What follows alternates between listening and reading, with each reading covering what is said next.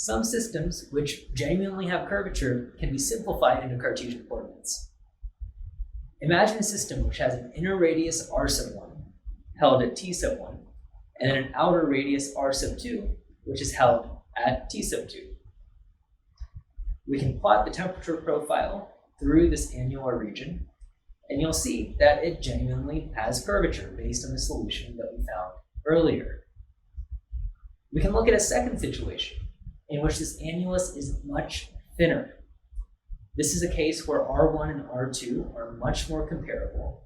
This is a thin annulus in which we can again plot this temperature profile. And what we'll see if we plot it is that this annulus is so thin that the profile essentially appears linear. Looking in this region between the red dot and the blue dot, you can see that this, to the eye, looks linear, and that's not lying to you. There is underlying math that actually defines that this region is essentially linear.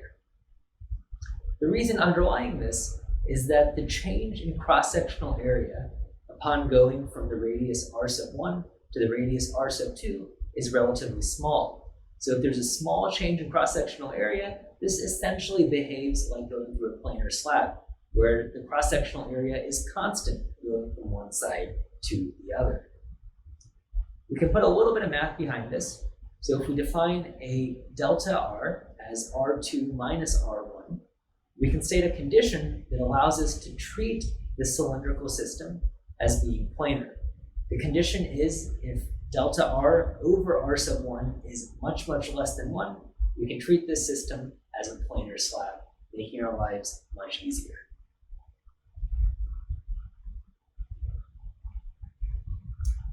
So based on the definitions that we laid out earlier, we can mathematically prove that this is in fact the case, that we can go from using cylindrical coordinates to instead using Cartesian coordinates. The equivalent resistance, R double prime effective at a reference surface 1, is defined as 1 over H effective at a reference surface 1. And this here is the expression that we found earlier. It has a natural log, and it looks a little more complicated than what we found in the planar case.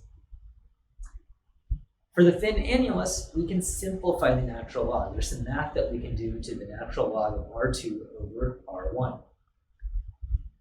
If we plug in for R2, then we can state that the natural log is 1 plus delta R over R sub 1. This is making use of the fact that R2 equals R1 plus delta R. We can recognize that delta R over R sub 1 is small for a thin annulus.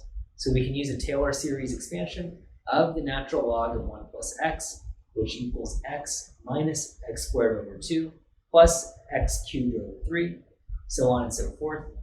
And for small x, this is just x, which means that we can simplify this natural log as instead being just delta r over r sub 1.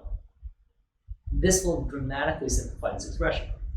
So for a thin annulus, the resistance then becomes what we have shown here, that R double prime effective at reference surface 1, this is the resistivity, equals 1 over H effective, also defined at reference surface 1, and this equals delta R over K. The natural log is now gone. You'll see that this resembles what we found in the planar case, that we have a length scale, delta R, divided by a thermal conductivity. So we can see here from the math that we can convert what was previously in curved coordinates into Cartesian coordinates for a thin annulus.